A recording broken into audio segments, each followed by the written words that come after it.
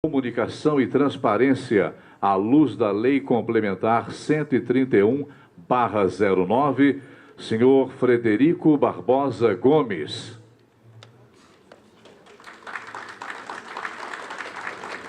Mestre em Direito Público pela PUC-MG, advogado especializado na área de Direito Administrativo e Regulatório, professor do curso de pós-graduação na Escola de Contas, professor Pedro Aleixo, autor de livros e artigos na área de Direito Público, especialmente em Direito Constitucional e Direito Administrativo.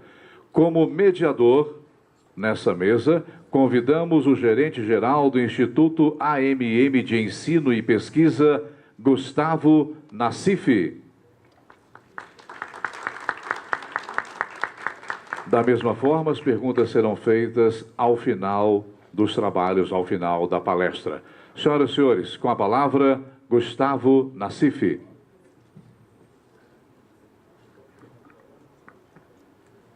Bom dia. É uma satisfação aqui estar com vocês aqui nesse painel desta manhã.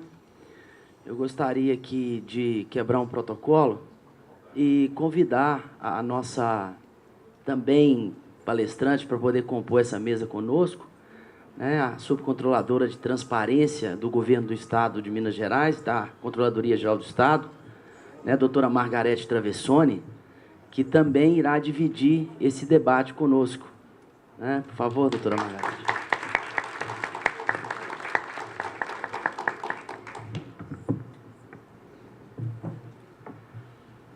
Bom, assim composta essa mesa, esse painel aqui talvez um pouco diferente, vocês terão a oportunidade aqui de desfrutar de dois professores que trabalham na área da comunicação e da transparência.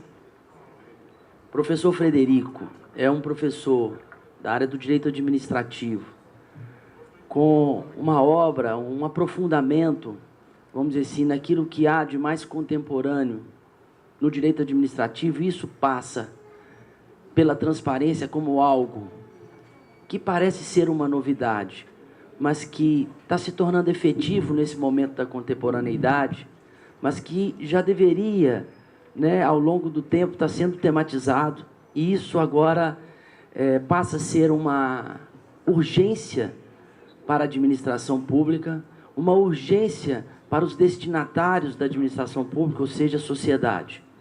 E, de um outro lado, nós temos aqui a doutora Margarete, que vem trabalhando já, né, com essa nova subsecretaria, no intuito de implementar, do ponto de vista mais concreto, mais prático, trazendo, vamos dizer assim, para os entes federativos, né, especialmente o Estado, e também com grande apoio aos municípios, as ferramentas necessárias para que tanto as receitas como as despesas públicas tenham um grau de transparência diferenciado para a exigência da contemporaneidade. Ou seja, o cidadão, ele exige o conhecimento, a informação daquilo que é realizado no âmbito dos governos. E é natural que seja assim, porque é um direito fundamental que o cidadão tenha a informação e a transparência. Então, esse painel se torna um painel extremamente relevante, extremamente importante, porque diz, sobretudo, né, a necessidade de uma administração pública zelosa, de uma administração pública comprometida com a sociedade. Então, desde já, eu agradeço, né, não só a presença de vocês, mas dos nossos dois colaboradores aqui presentes, né, e passo a palavra ao professor Frederico Barbosa, para que ele possa fazer as suas considerações. Depois, iremos ouvir a doutora Margarete, também com as suas considerações. Bom dia, professor Frederico. Bom dia a todos. Gostaria de, inicialmente, agradecer o convite que me foi formulado pela AMM para estar aqui participando com vocês desse debate tão relevante, tão importante para a administração pública. A quem agradeço na figura do professor Gustavo Costa Nassif. Gostaria também de cumprimentar a subsecretária, a doutora Margarete Travessoni, e todos os demais presentes. E parabenizar também a iniciativa de um fórum tão importante quanto esse, com temas tão ricos e que impactam tão diretamente na gestão pública. Quem está realmente no... eu hoje estou na iniciativa privada, mas já tive também, por algumas oportunidades, na administração pública, e a gente sabe como que é difícil, às vezes, lidar com as realidades, com os problemas, com as exigências que nos são apresentadas no dia a dia da gestão. Então, eu acho que esses ambientes em que são criados para o debate, principalmente na esfera municipal, é de extrema relevância, e é por isso que eu parabenizo a AMM por essa iniciativa e pela escolha tão feliz dos temas como foi feita. Hoje nós vamos trabalhar aqui, nós vamos discutir com vocês, claro que de uma forma não tão aprofundada quanto nós gostaríamos, até mesmo pela limitação do tempo, um tema de extrema relevância, como o professor Gustavo Nassif já começou a introduzir a questão, que é a transparência e a comunicação. Em outras palavras, a questão do acesso à informação na administração pública, na transparência na gestão pública. Eu vou até levantar, porque eu acho que vai ficar mais fácil para a gente... É o vício também da docência, eu nunca consegui dar aula sentado, então vocês... acho que fica mais fácil da gente até criar um ambiente de interação, né? Normalmente, quando são criadas novas exigências, normalmente, quando são criadas novas... E até isso que eu quero trazer para vocês, quando nós trazemos novas obrigações, né, criamos um novo sistema de trabalho, isso acontece na iniciativa pública quanto na iniciativa privada, normalmente a primeira reação que nós temos é de uma resistência muito grande, né? Poxa, mas isso vai... Como é que vai ser o processo de implantação? Como é que vai ser o processo de gestão desses dados? Como é que nós vamos ter que trabalhar com essa dinâmica? Como é que vai ser o fluxo que vai ser criado? E, por outro lado, há uma tendência cada vez maior de se criar uma responsabilização ainda maior do servidor público. E aí ele começa a pensar, poxa, mas eu vou ter que fazer isso agora e estou exposto a mais um risco de ser responsabilizado. Então, isso cria um clima de incerteza e de insegurança que é absolutamente natural em todo processo de mudança. E não foi diferente com as exigências de transparência, principalmente no contexto brasileiro, em que a administração pública ainda não tem uma tradição de pública, no sentido que nós vamos trabalhar aqui. Então, isso se tornou, num primeiro momento, extremamente tormentoso, e que foi ainda mais intensificado com a publicação da 12.527, a Lei Complementar 131/2009, com o portal Transparência, e logo depois com a publicação da 12.527, que é a Lei do Acesso à Informação, e aí trouxe ainda temas extremamente sensíveis, que era o problema da remuneração dos servidores, né? Alguns que estavam recebendo acima do teto por algum mero equívoco, enfim. Então, isso se tornou a matéria extremamente conturbada e polêmica. E a tendência natural, portanto, nesse contexto, é a gente criar uma resistência. Principalmente, em alguns, nós estamos falando no Brasil e em Minas Gerais, que tem 853 municípios, com as realidades as mais diversas possíveis, municípios altamente sustentáveis, com uma estrutura muito boa, e outros municípios que custam a pagar as próprias contas de funcionamento cotidiano. Ou seja, como é que eu, nessa realidade, vou implantar esse trabalho? Como é que nós vamos fazer isso? A preocupação existe. Certamente, vocês verão que a preocupação existe solução, mais para frente haverá uma demonstração que tem alternativas para isso, mas que há uma tendência a se impedir. Só que a primeira forma, né, e o convite que eu faço com vocês, exatamente isso, é que a gente crie, então, uma nova concepção sobre essa mudança, uma nova concepção sobre a transparência, porque isso nos facilita até trabalhar com essa ideia. E aí nós temos condição de implantar isso e vamos ver os ganhos que isso vai ter. Gente, quem mais ganha com a transparência, além do cidadão, é o gestor público que age de forma correta. Tá? Não tem nada melhor para ele do que a transparência, porque isso, para ele, é o seu maior cartão de visitas. Né? Porque quando você trabalha na forma oculta, há um nivelamento por baixo. Quando você trabalha com o acesso amplo à informação, você nivela por cima. Aí você dá uma transparência muito mais efetiva. Então, é exatamente isso que a gente pretende fazer, né? Trabalhar exatamente, compreender os ganhos, os inputs que essa discussão sobre a transparência traz para um novo modelo de gestão e quais são os desafios para a gente poder implantar essa nova sistemática. Vamos lá? Então, essa é a nossa linha de trabalho. Quando a gente fala em transparência, e a própria noção de comunicação, transparência, a própria significação dos termos é muito complexa, né? Mais adiante nós vamos voltar a falar nisso. Mas quando nós discutimos sobre a importância de transparência, vejam bem, eu vou construir essa ideia com vocês, mas desde já eu já dou a premissa que eu vou partir, tá? Que é um fenômeno irreversível. Não adianta nós resistirmos a isso.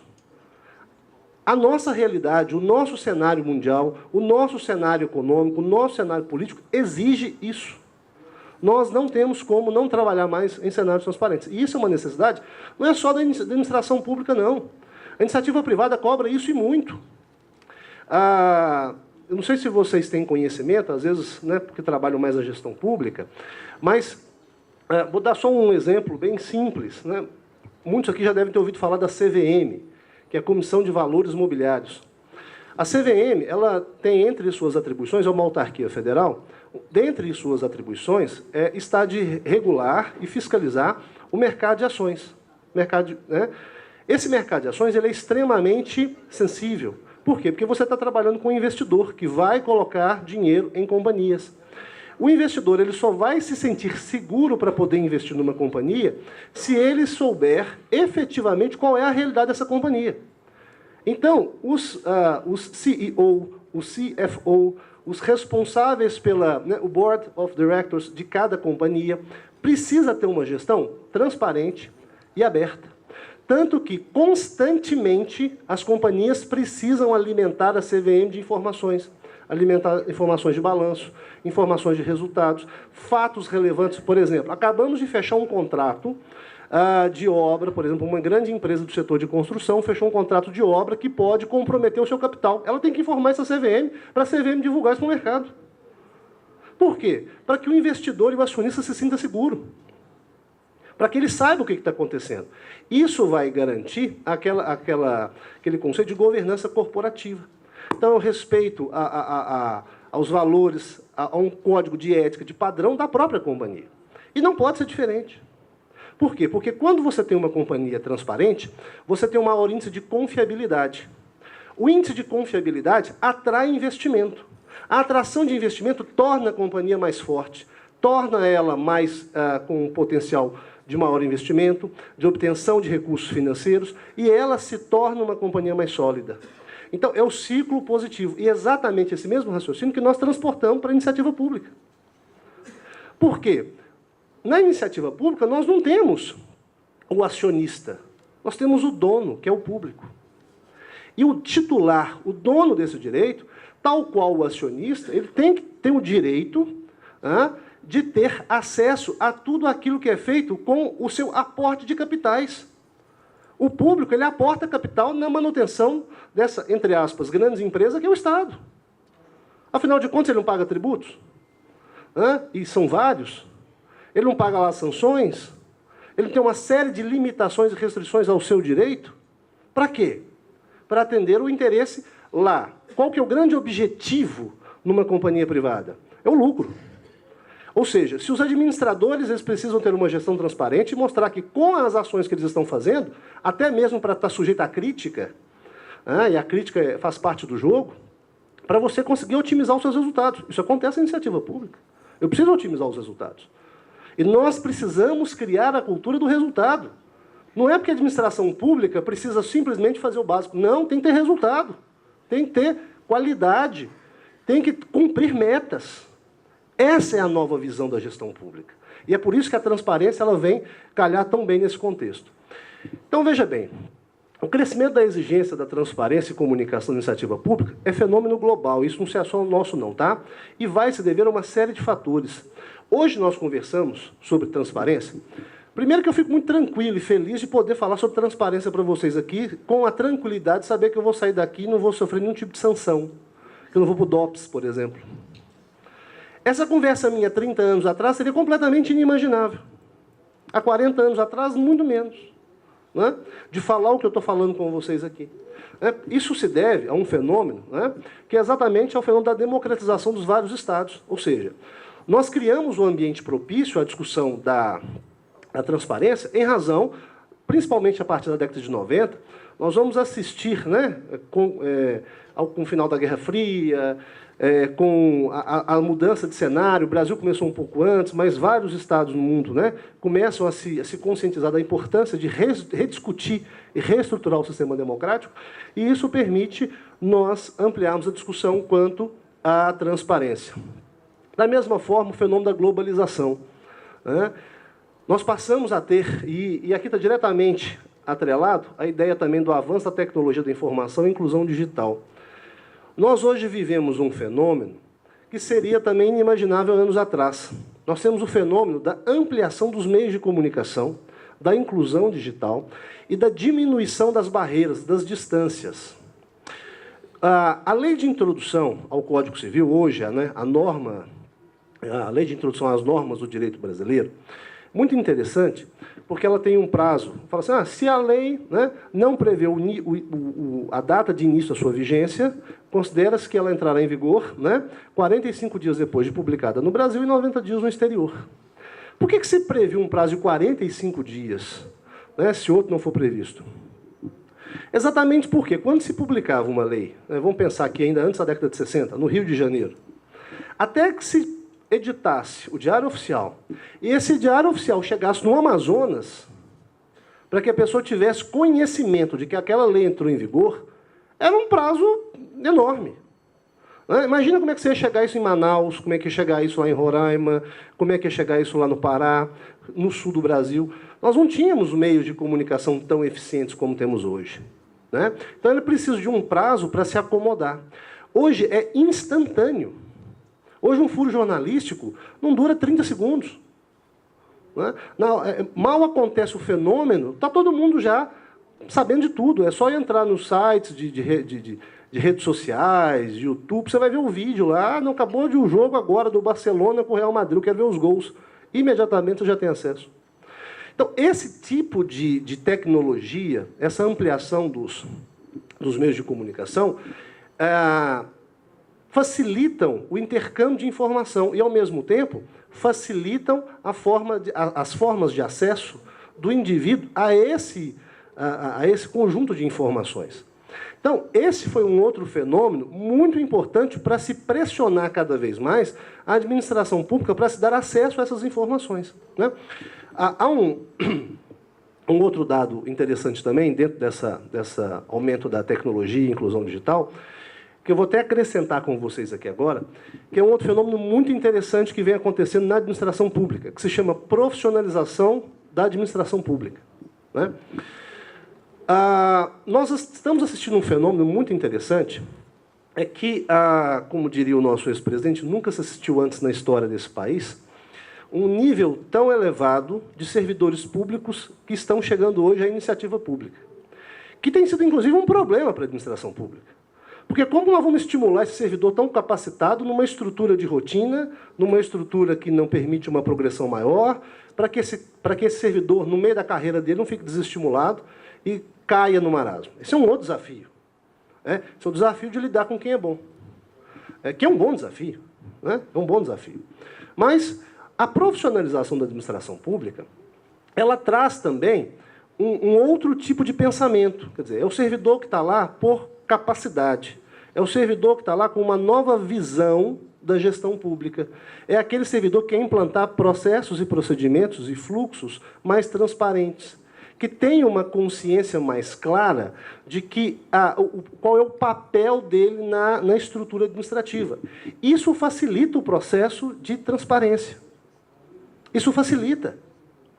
Quando você tem estruturas em que o corpo técnico é um corpo técnico que não tem essa qualificação e entra por outras razões, ele não tem o menor interesse de que as informações saiam dali, né? Quando você tem uma estrutura profissionalizada, uma estrutura organizada, uma estrutura bem montada, essa tendência ela é mais fácil, ela é mais facilitada, junto com outros elementos, ok? Aumento da produção das informações, quer dizer, aumenta-se o registro, aumenta-se né? Nós passamos a ter bancos de dados mais organizados, nós temos cruzamento de dados e informações, até mesmo para orientar o gestor. Por quê? Porque você tem um profissional que está lá dentro, que é um cara mais qualificado, que fala, gente, eu preciso organizar esse banco de dados e informações. Por quê? Porque a organização significa ganho de produtividade. Quem tem baixa organização produz pouco. A organização, desde que não seja paranoica, desde que não seja toque, ela é um ganho de produtividade. Você consegue ter resultados mais eficientes, né? Conscientização cidadã, nós também passamos a ter uma nova visão, e o aumento da velocidade que os estados podem fornecer informação. Isso também aumentou. Aumentou por quê? Exatamente por conta desse ganho tecnológico, desse ganho de várias informações. Ok? Além disso, ampliar o acesso à informação pressupõe que a gente esteja firme com algumas ideias básicas.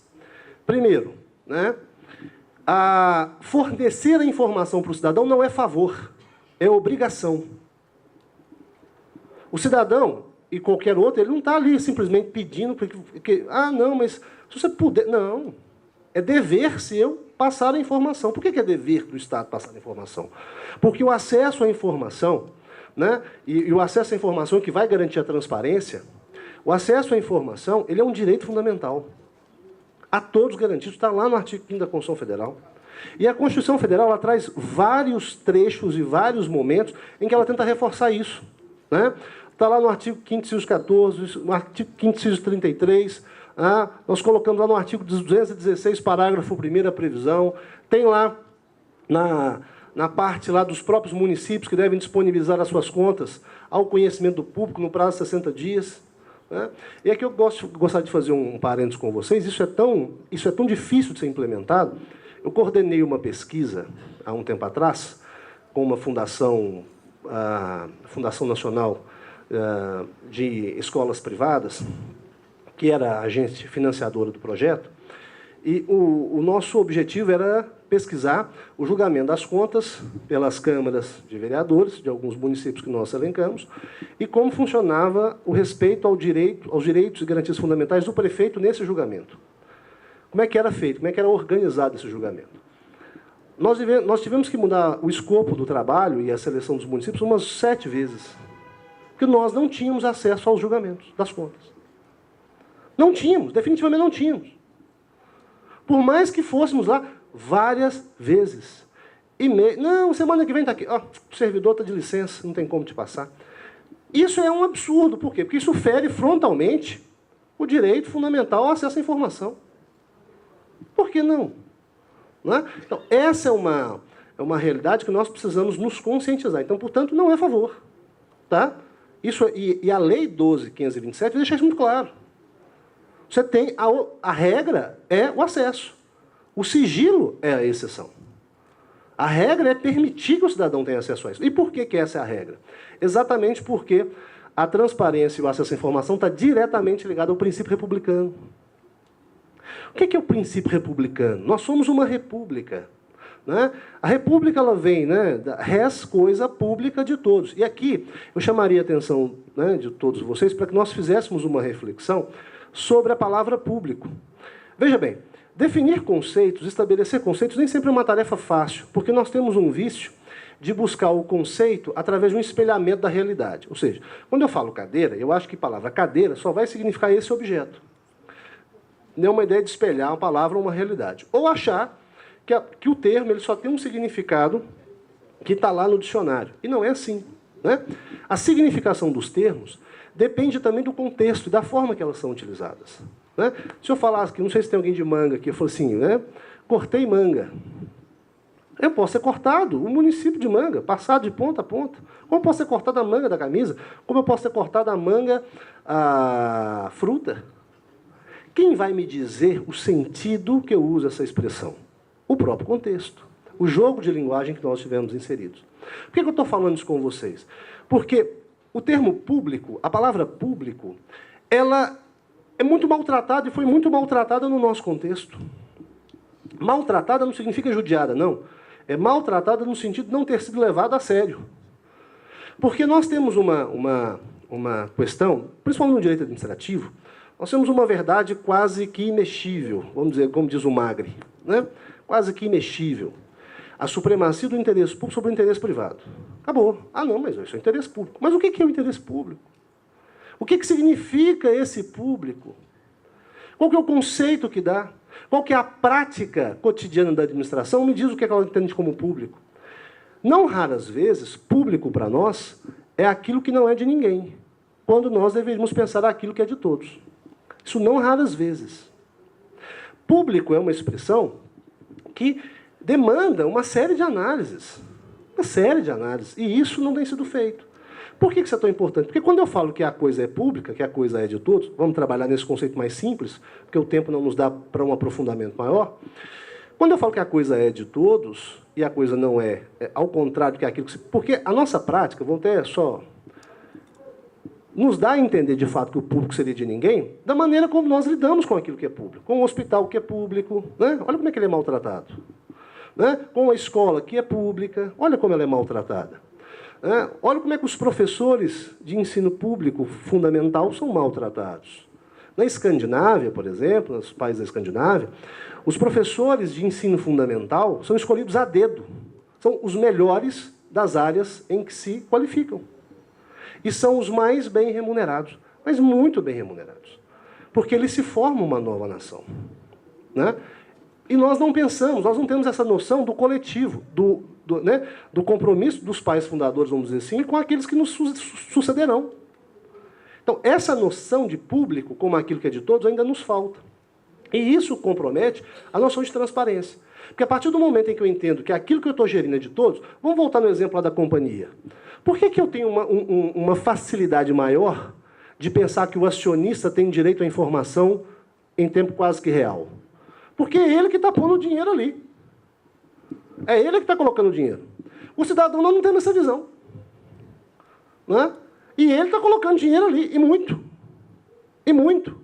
E ele tem o direito de ter acesso àquilo que está sendo feito. Porque aquilo é dele. Senão nós não estamos numa república. Nós matamos a ideia da república. Então, transparência, volto a dizer para vocês, acesso à informação não é favor, é dever. Isso é medida que tem que ser implementada como concretização do princípio republicano.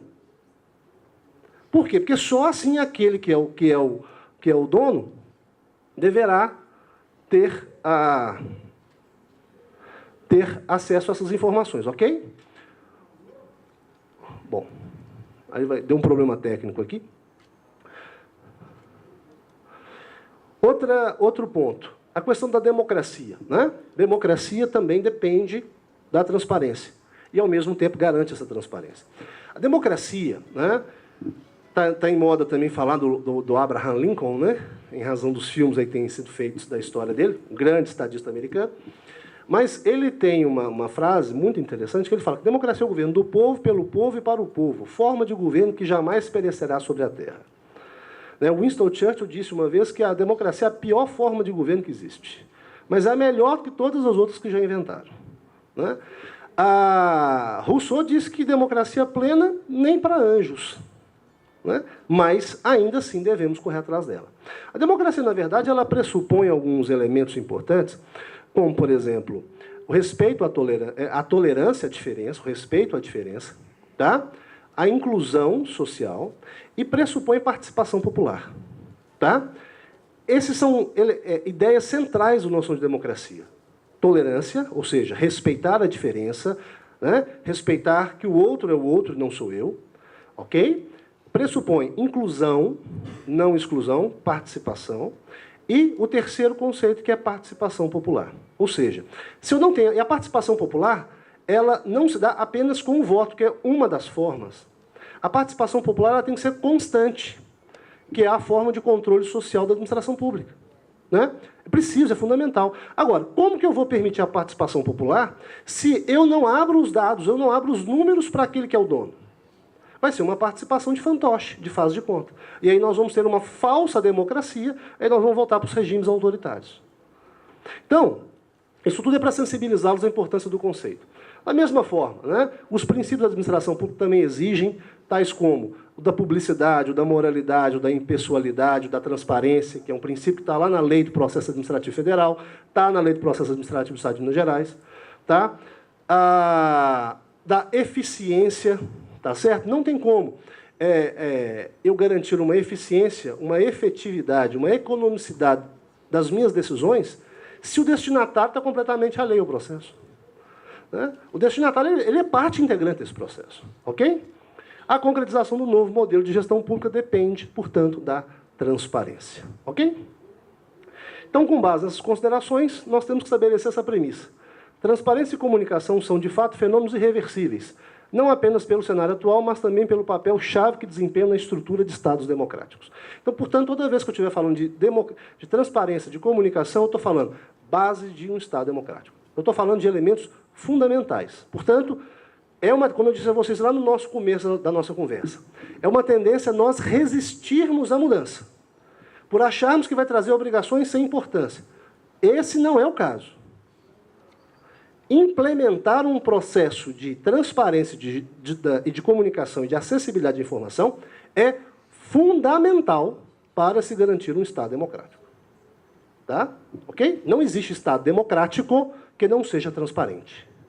E isso fica claro para a gente que, enquanto nós estamos discutindo isso hoje, a Suécia publicou uma lei de liberdade de imprensa e de acesso a informações em 1766. Não é à toa que, está aqui o professor Gustavo Nassif, que é um grande conhecedor do estudo das ouvidorias, que eles nos dão um show nesse trabalho de participação popular, de ouvidorias, de integração social, e basta ver que a qualidade de vida e a condição política deles é um pouco melhor do que a nossa. A Declaração Universal dos Direitos do Homem já previu também em 1789, olha, eu trouxe até o texto para vocês, por curiosidade, o artigo 15, fala lá. A sociedade tem o direito de pedir contas a todo agente público pela sua administração.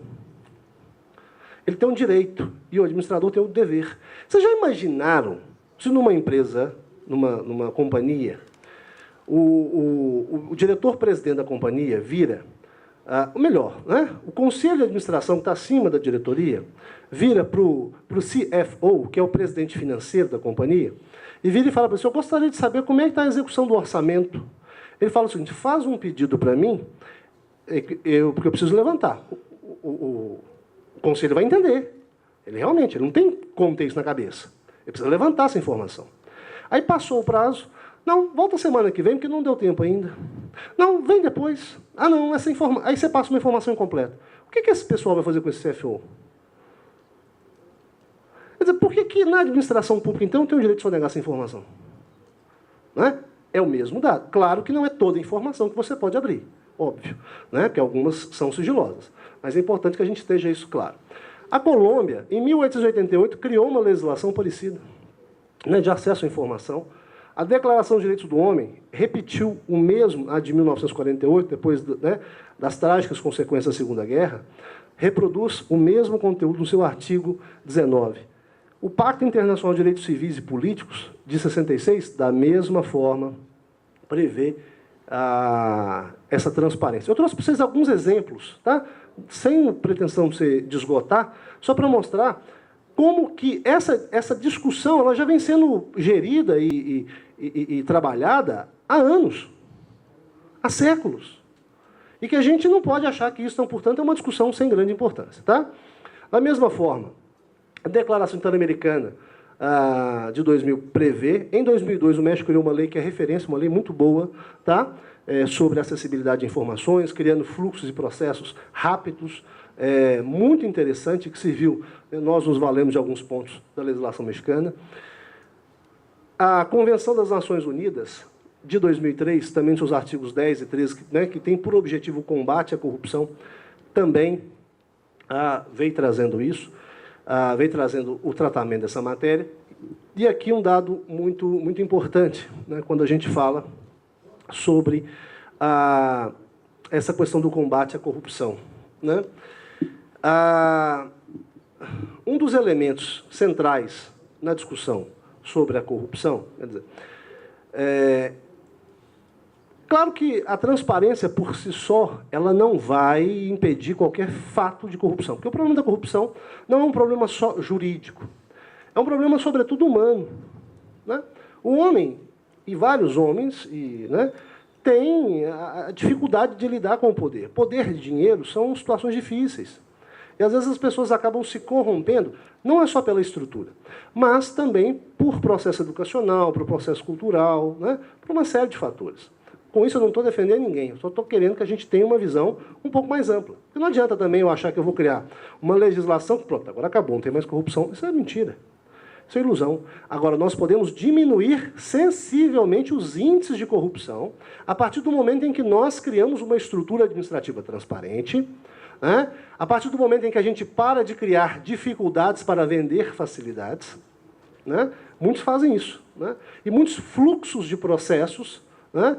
Criam-se dificuldades para se vender facilidades.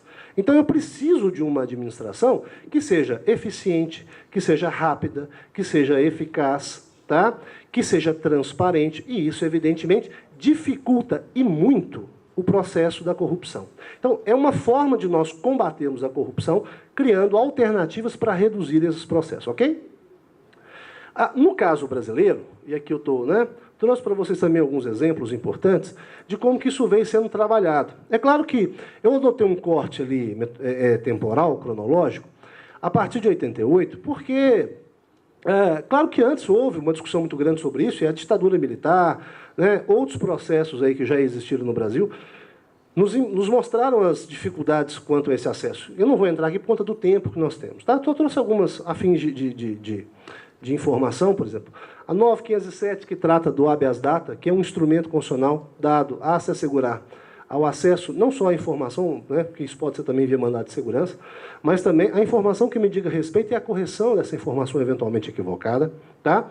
A Lei do Processo Administrativo Federal e também a do Estadual, que é a 9784.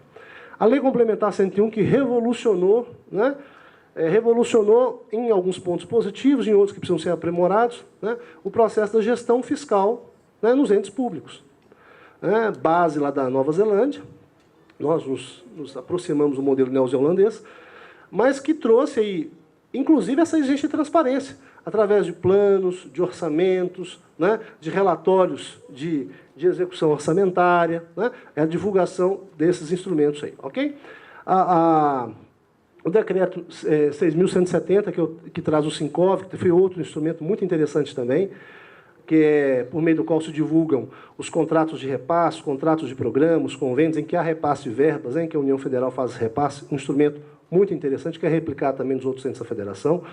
O 6.370, que vai cuidar dos cartões corporativos e dos gastos públicos, né? A Lei Complementar 131, que nós vamos falar mais agora especificamente, e que trouxe o portal Transparência, a 12.527, que vai trazer, de fato, a acessibilidade de uma forma mais ampla. Ok? Tudo bem até aqui? Veja bem. Então, visto e conscientizada a importância de nós trabalharmos, né, a acessibilidade, e que a transparência e a comunicação são fundamentais para se pensar um Estado democrático, para se pensar uma estrutura política adequada, né, proba, nós vamos trabalhar agora alguns princípios importantes, até mesmo para a gente entender algumas exigências que são feitas pela Lei Complementar 131. Tá? Alguns princípios que vão nos ajudar a orientar a compreensão dessa Lei 131. A CGU, né, e aqui também está a representante da CGR, tem trabalhos muito importantes, né, sobre a efetivação dessa transparência. Tá certo? Tem manuais, tem trabalhos, tem instrumentos para poder facilitar. E a gente tem que utilizá-los. Né? Por quê? Ninguém precisa inventar a roda duas vezes. Se já existe um sistema que funciona e que é adequado à minha realidade, por que não utilizá-lo? Né? Isso a gente precisa ter essa maior comunicação entre os órgãos públicos.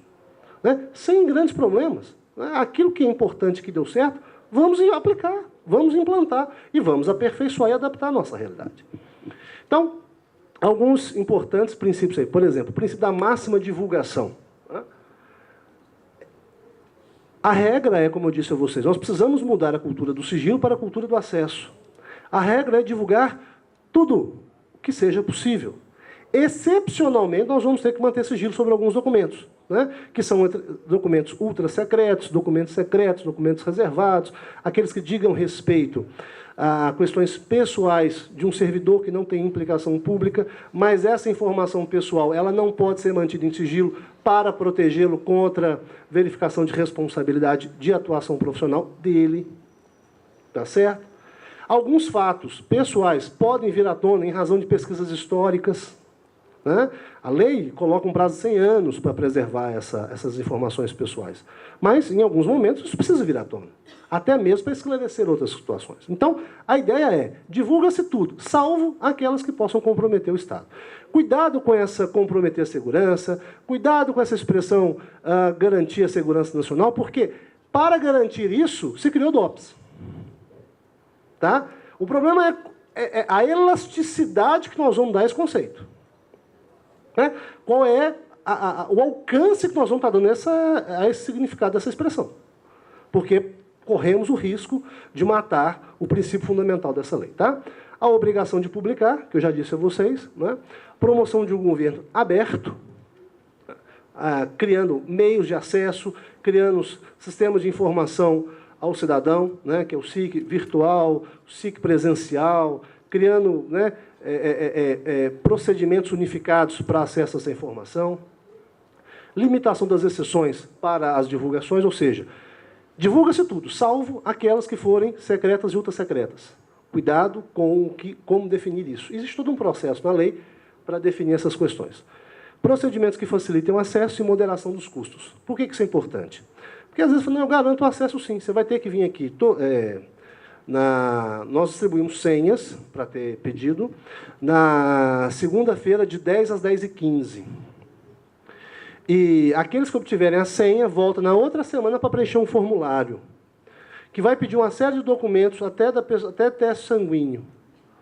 Aí você vai voltar daqui 2 semanas para ver se foi validado o seu requerimento, para então ser repassado para o setor competente para te dar o acesso à informação. Quer dizer, esse procedimento que eu criei aqui agora equivale a não dar acesso. Não é? Eu te dou acesso à informação, sim, é R$250 a cópia de cada folha. Mas como? Você que não pode, você que não quer pagar. Você que não pode, você que não quer pagar. Está aí à disposição. Então, também eu limito o acesso. Então, a gente tem que tomar cuidado com essas falácias. Ok? Então, partindo, né, dessas questões, a lei, né, 12.527 traz também algumas diretrizes importantes para a gente poder compreender esse processo. Né?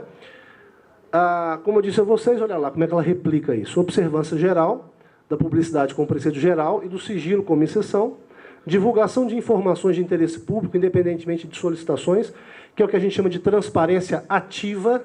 Tá? Vou falar para vocês daqui a pouco. A transparência ativa é a administração pública, ela não espera ser provocada. Ela já vai criar portais de transparência, portais de acesso, em que essas informações já são alimentadas e já estão disponíveis para o cidadão. Né? Adicionalmente a isso, ela vai também fornecer as informações que forem solicitadas. Ok? Utilização de meios de comunicação viabilizados pela tecnologia da informação, e hoje, a 12.527, coloca como obrigatória a utilização da internet para essa divulgação, estando exoneradas de utilizar a internet municípios com menos de 10 mil habitantes. Tá? Mas tem de 10 mil para cima, acabou, tem que usar a internet. Por quê? Porque isso facilita o acesso para todo mundo. Fomento ao desenvolvimento da cultura de transparência da administração pública, né? Nós criarmos essa cultura, e desenvolvimento do controle social da administração pública, que é fundamental, como eu já disse a vocês, para a garantia do princípio republicano e para o fortalecimento do Estado democrático. Ok?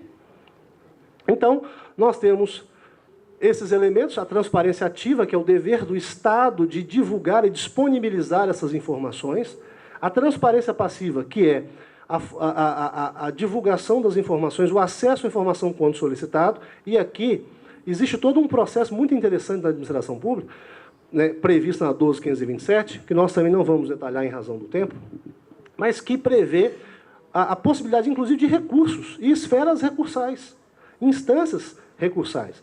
Então, foi feito o pedido, foi denegado, você recorre. Né? Você tem lá um prazo, hoje, né, a administração pública tem um prazo de 20 dias, até 20 dias, podendo prorrogar por mais 10 dias, desde que fundamentadamente o pedido de solicitação da informação. E o cidadão ele não precisa fundamentar o seu pedido. Eu quero informação e ponto. Né? Agora, a administração pública, para negar o acesso à informação, precisa fundamentá-la. Né? E o cidadão poderá, então, discordar dessa razão e recorrer. Né? No nível federal, isso pode chegar a 4 níveis de recurso. Né? Outros entes da federação podem limitar isso, no mínimo a mais um. Tá? Você precisa ter, pelo menos, a autoridade hierarquicamente superior. Mas pode ter 2, 3, eventualmente até 4 graus recursais aí, ok? A administração tem que tomar cuidado com a clareza, objetividade e rapidez, porque é direito dos solicitantes ter acesso a essa informação de forma, né, não cara. Às vezes ele vai ter que pagar o custo de reprodução do papel, tudo bem, né? Mas que seja razoável. Que seja razoável. Tá certo? E, por fim, né, a classificação das informações. A lei também traz para a gente uma classificação importante das informações. Das informações super secretas ou ultra secretas, secretas e reservadas. E isso, o cidadão, quer dizer, o documento ele pode ser em parte secreto e em parte disponível. Você vai tarjar a parte secreta e vai abrir a parte que seja disponível. Mas, se eventualmente o cidadão entende que não tem razão para se considerar aquela parte secreta ou todo o documento secreto, ele pode pedir a reclassificação do documento. Isso vai ser feita uma análise para ver até que ponto, de fato, ele tem essa característica, ok? Então, por isso, coloquei para vocês, não se trata de opção, mas de obrigação dos gestores. E a Lei Complementar 131, né, entra nesse cenário. Ou seja, isso tudo que eu falei para vocês é fundamental para nós entendermos o que a Lei Complementar 131 nos traz. Porque se a gente falar só isso, pareceria que seria o quê? Só mais uma obrigação para mudar a nossa rotina, para criar dificuldades de implantação e responsabilizar o servidor. E não é isso. E não é isso. É importante que nós saiamos aqui, eventualmente aqueles que já não têm essa ideia, sensibilizados da importância de implantar esses processos. Ok? Então, a lei complementar alterou a lei de responsabilidade fiscal, que exatamente visa aprimorar a gestão fiscal por mediação planejada e transparente, além de instituir instrumentos de transparência gerencial. Então, ela já trazia em si preceitos sobre essa transparência. Então, a lei complementar ela veio ampliar esses sistemas de transparência e que depois vai ser ainda mais fortalecido pela Lei 12.527. Ok? São 3 os instrumentos utilizados para a lei, basicamente. Né? O primeiro instrumento aí que é trazido é um incentivo à participação popular, tá? Na realização de audiências públicas, durante os processos de elaboração e discussão de planos, lei de diretrizes orçamentárias e orçamentos. É incentivar, né, uma prática muito comum lá na Suíça, na Landesgemeinde, que alguns cantões suíços ainda se vota, ainda se pratica a democracia direta através do voto direto da população mesmo. Primeiro domingo de primavera, a população se reúne na principal cidade, na praça da cidade, e faz a votação do orçamento, o que vai ser feito, como vai ser feito, diretamente. É claro que lá você tem cantões com 2.000, 3.000 habitantes, isso se facilita. Hoje nós precisaríamos incorporar os ganhos da internet para ter uma atuação maior. E estamos fazendo isso, né, com os orçamentos participativos, e criar realmente audiências públicas. É preciso ouvir. Não é preciso escutar, é preciso ouvir. Esse é o grande desafio da efetividade das audiências públicas. É não fazer um teatro. É aquilo redundar em ação efetiva.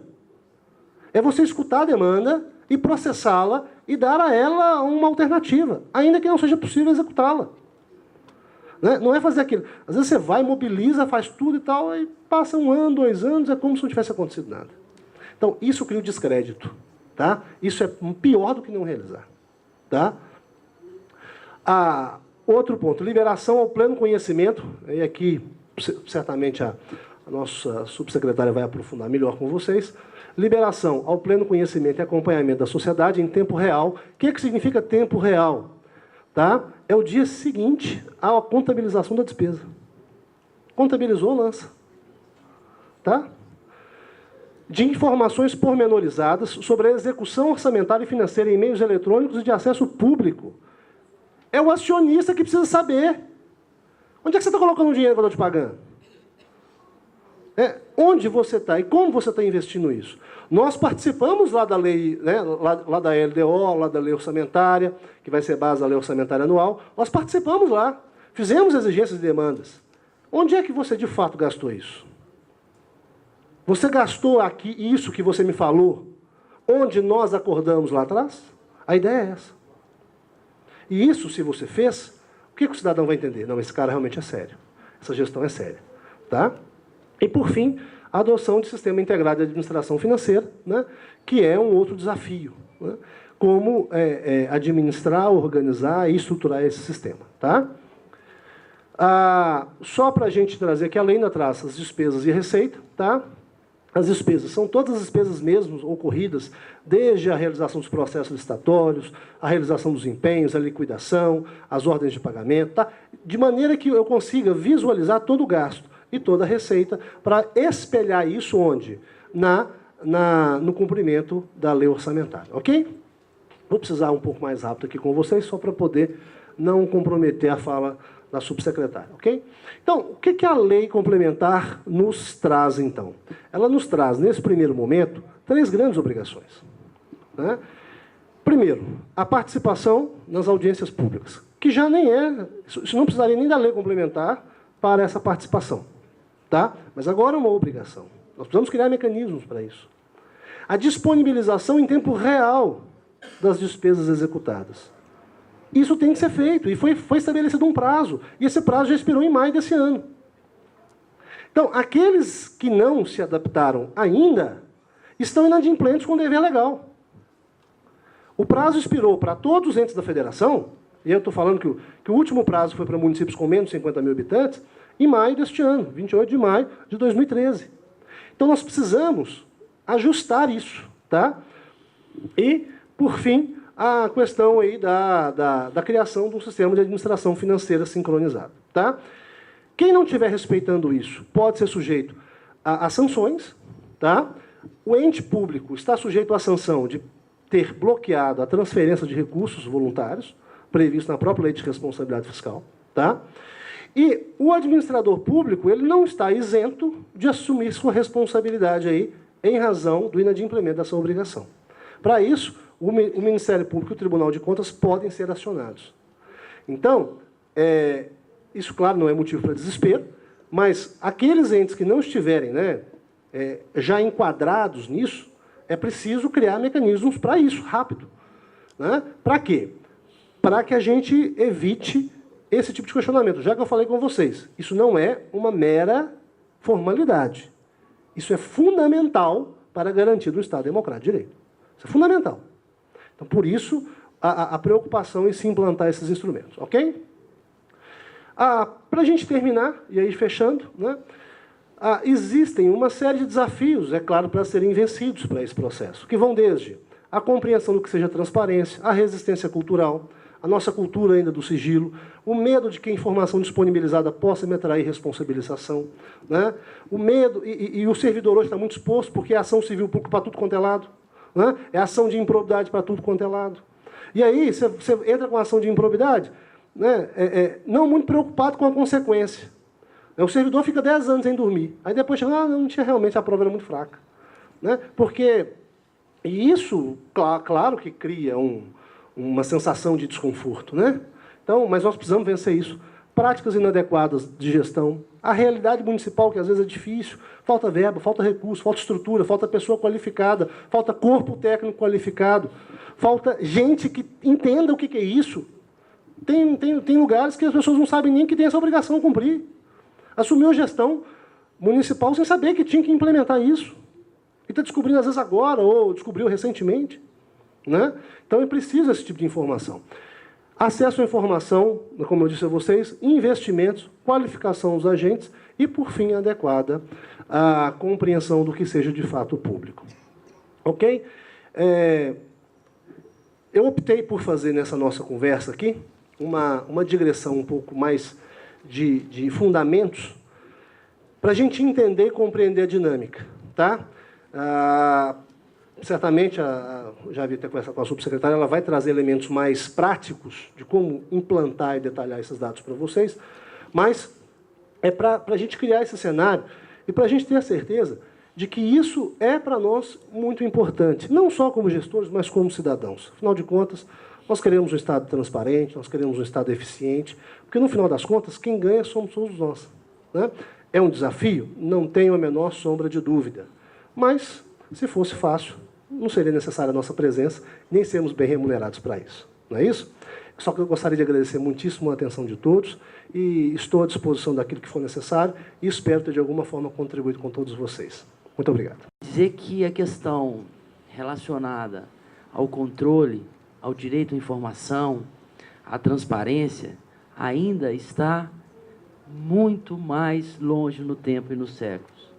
Nossos estudos, por exemplo, nos mostram que desde a Grécia Antiga, por exemplo, nós temos lá uma magistratura chamada de Eutinos, tá certo? Que era responsável pelo controle dos gastos das outras magistraturas na Grécia.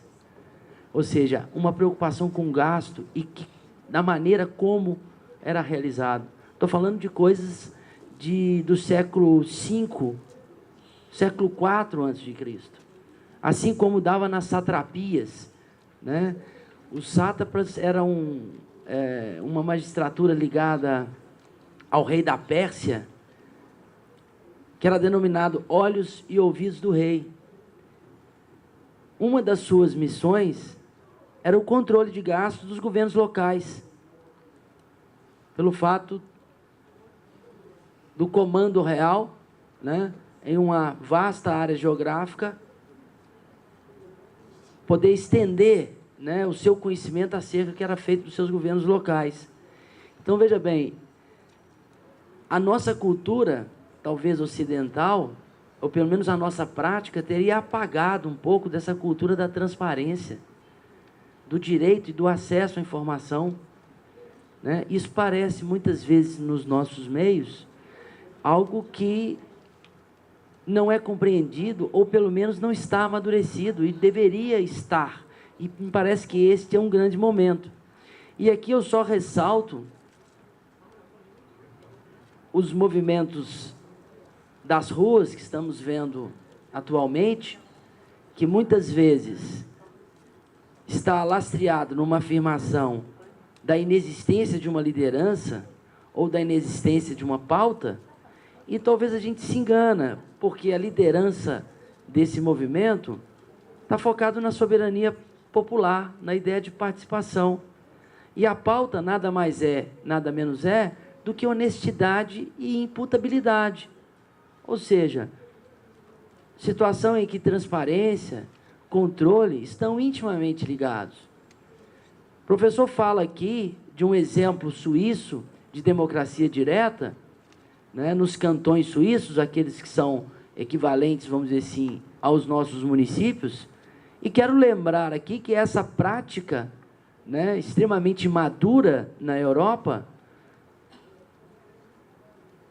a despeito de não acontecer com frequência no nosso ente federativo, no município, porque o professor diz que os cantões é composto por uma população muito pequena, mas dos 853 municípios que compõem o estado de Minas Gerais, eu diria que pelo menos a metade tem menos de 4 ou 3 mil habitantes. E que esse exemplo, embora pareça ser utópico para nós, é verdadeiro em outros lugares do mundo, né? Ou seja, do ponto de vista quantitativo, do ponto de vista da possibilidade, nós teríamos possibilidade de sim ampliar os nossos debates locais, nos debates existentes entre a administração pública e a sociedade local. Isso é extremamente importante, me parece que é justamente isso que essas normas atuais pretendem fazer com a administração pública. Mas sabemos também as dificuldades, pelo aquilo que está sendo anunciado nesse próprio evento, do arroxo, da pressão, né, vamos dizer assim, da transferência de responsabilidade ao ente municipal sem a respectiva contrapartida financeira. É por isso que a Associação Mineira de Municípios tem tentado dar o respaldo necessário para que essas estruturas possam ser construídas e chegadas ao município de forma efetiva. Então, a despeito, vamos dizer assim, de muitas vezes na cabeça de cada um de vocês terem aquela interrogação de como vamos fazer a implementação desse portal transparência, ou quais são as dificuldades que isso nos implicará, né?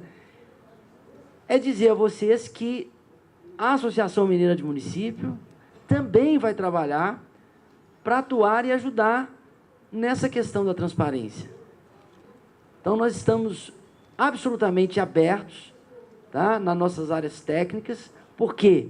Porque estamos fazendo parcerias, porque estamos construindo, junto com, no caso, a Controladoria Geral do Estado, que tem uma experiência na área já da transparência, né, da atuação, do controle, e tantos outros órgãos, né, que aqui passaram com seus técnicos. Então, quero deixar muito claro o nosso esforço, né, de ajuda e auxílio também nessa questão da transparência. É o interesse desta instituição, né, estar promovendo de forma efetiva a implantação desses portais. Tá? Passo agora, então, depois dessa breve reinterpretação aqui da fala do professor, um mini currículo aqui da nossa doutora Margarete, que possui graduação em Direito pela Universidade Federal de Minas Gerais, é advogada e servidora concursada, ocupante do cargo efetivo de delegado de polícia da Polícia Civil do Estado de Minas Gerais e atualmente está cedida à Controladoria Geral do Estado de Minas Gerais, onde ocupa o cargo de subcontroladora de Informação Institucional e Transparência. Possui experiência internacional na área de transparência e atualmente faz mestrado em Direito pela Faculdade Milton Campos. Passo, então, professora, a palavra, né, à senhorita para as suas considerações. Bem, também vou ficar de pé. Esse negócio de dar aula deixa a gente com manias.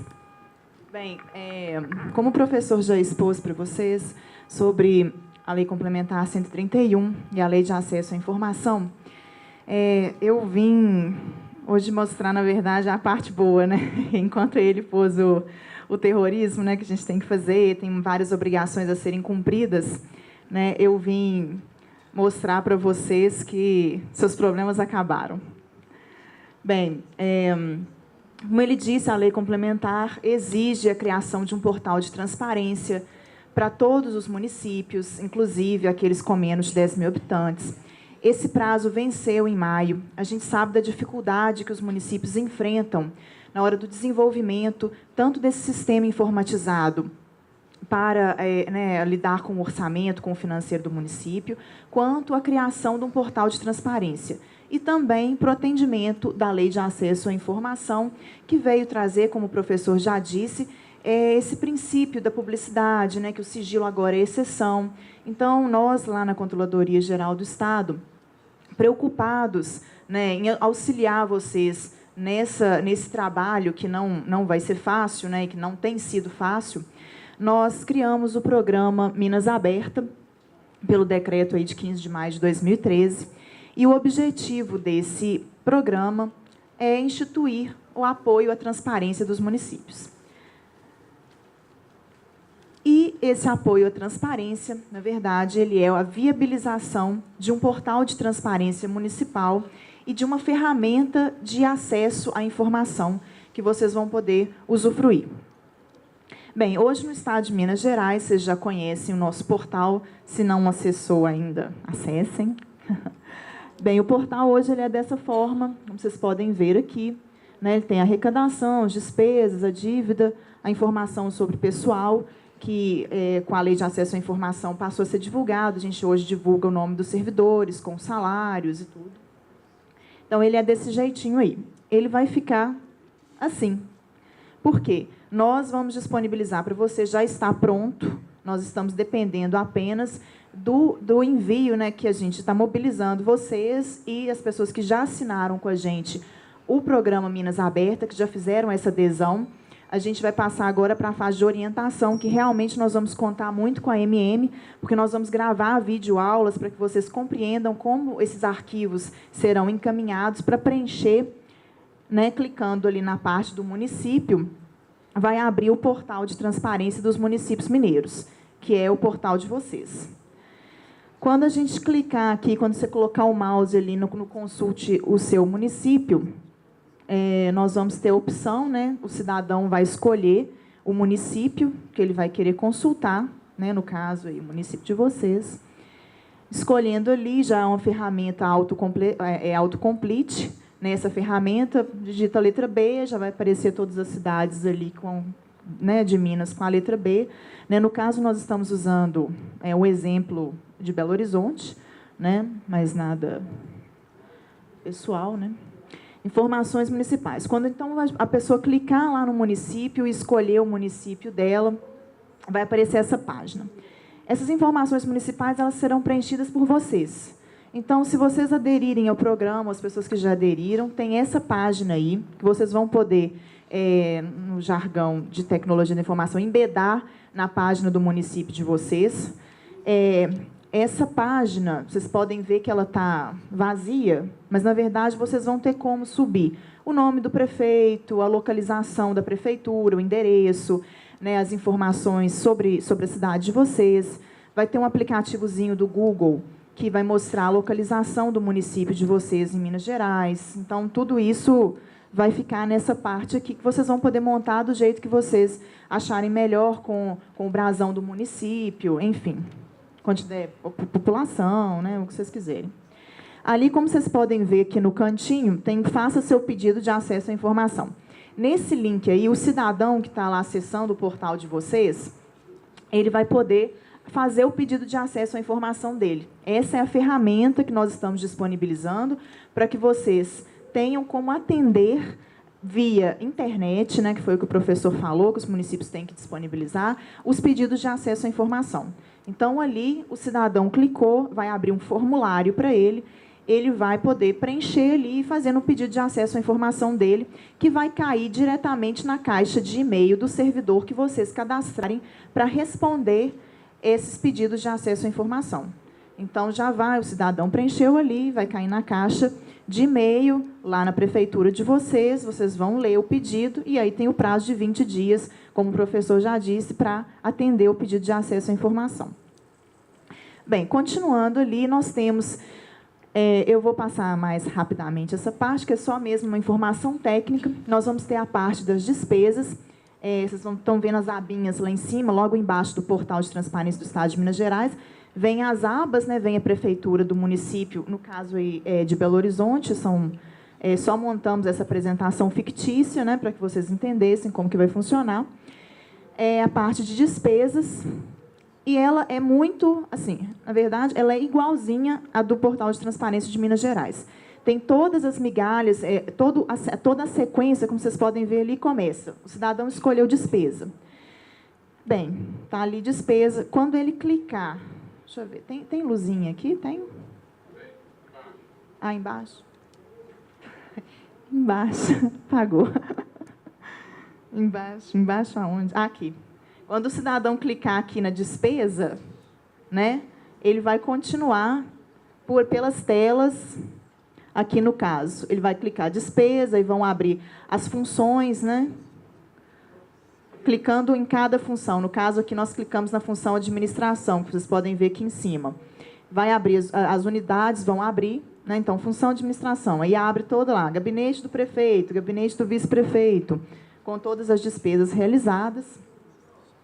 E assim sucessivamente, né? O projeto, aí clicamos lá, função administração. Unidade orçamentária, assessoria de comunicação.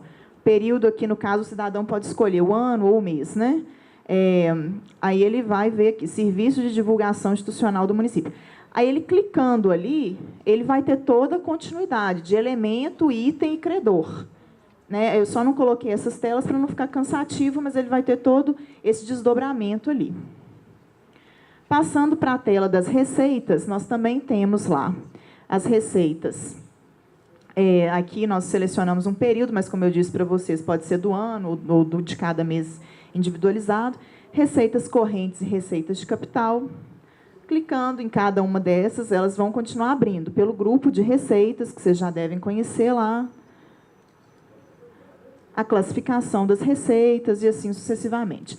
Nós também temos a ferramenta de pessoal, que é o que é isso? Vocês podem encaminhar também uma planilha contendo o nome dos servidores, o salário dos servidores, que o cidadão poderá efetuar a consulta, né, dessa parte de pessoal lá do município de vocês através do portal. Bem, Minas Gerais divulga, né? Então, nós temos uma planilha que vocês só seguirem lá a padronização e encaminhar a planilha.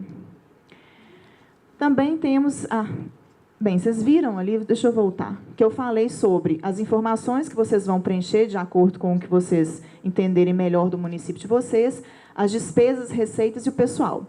Estão faltando aqui ainda 4 abas, que é do orçamento, que elas vão entrar no mês que vem, que nós estamos desenvolvendo, essa parte já está pronta.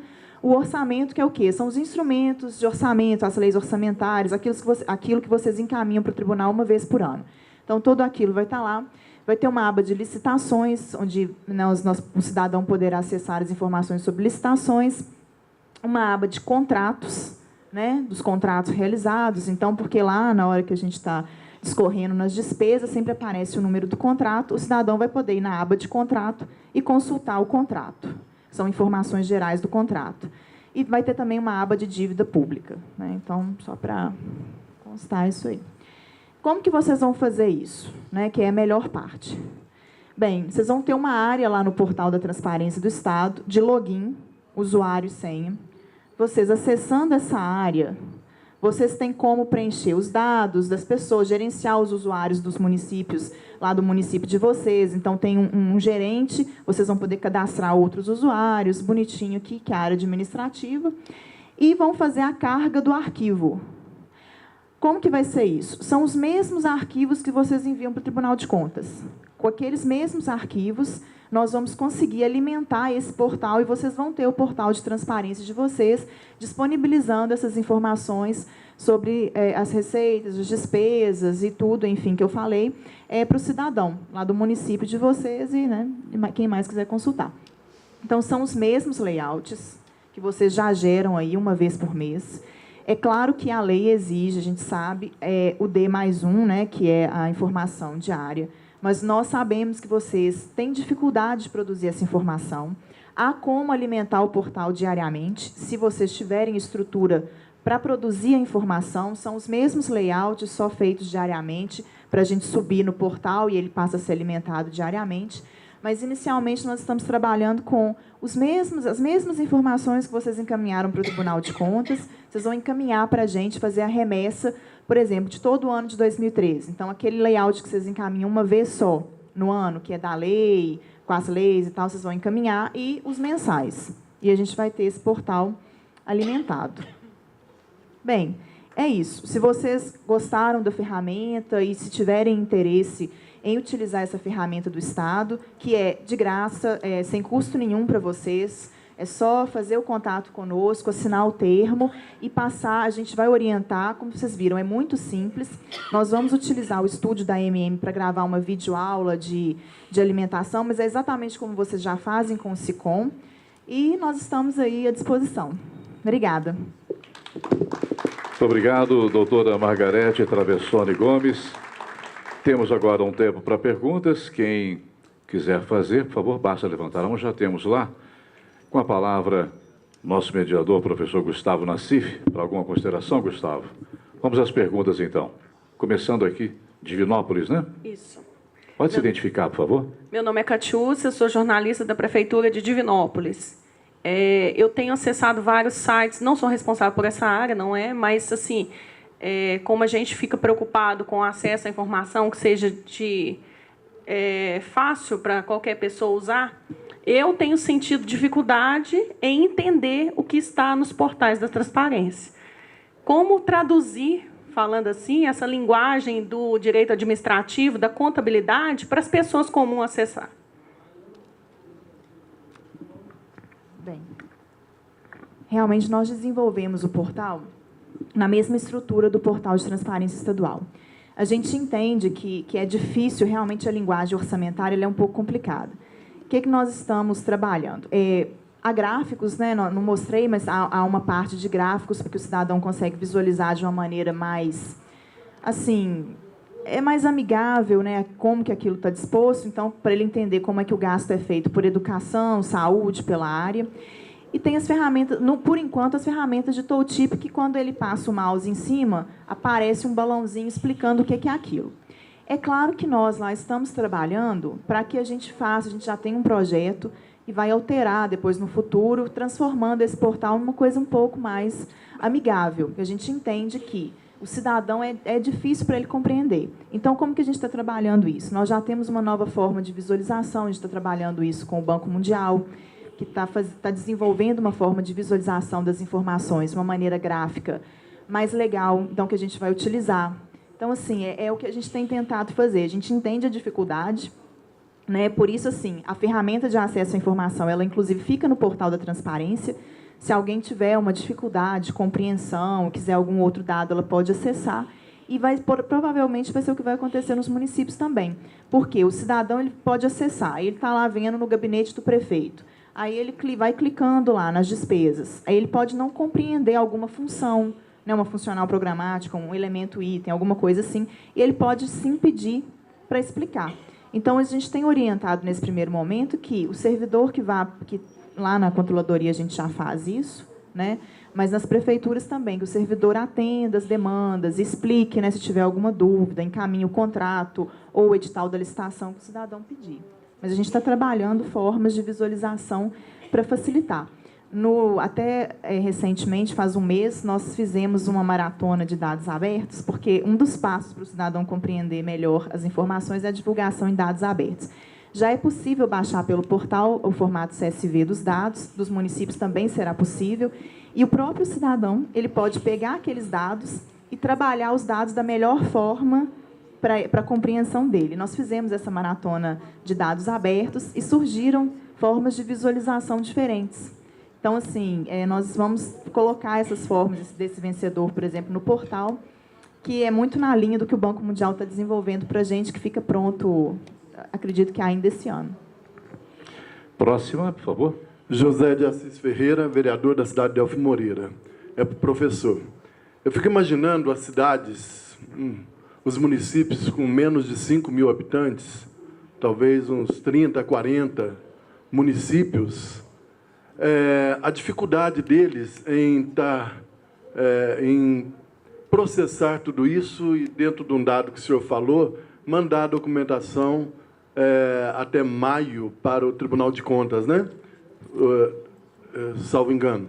E ter esses relatórios todos prontos, visto que teve eleição esse ano passado, hoje é uma equipe nova, muitos municípios têm algumas limitações.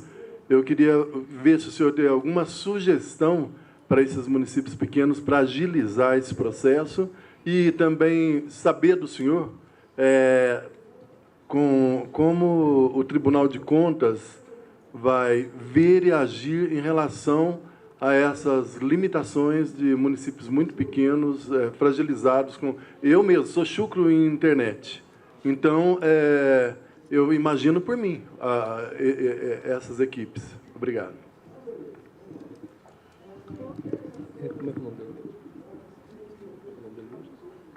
Bem, atendendo a pergunta do nosso amigo aí, de fato, esse é um problema sério, grave. Eu até trouxe aqui na nossa apresentação, que é a limitação que alguns municípios, de fato, experimentam.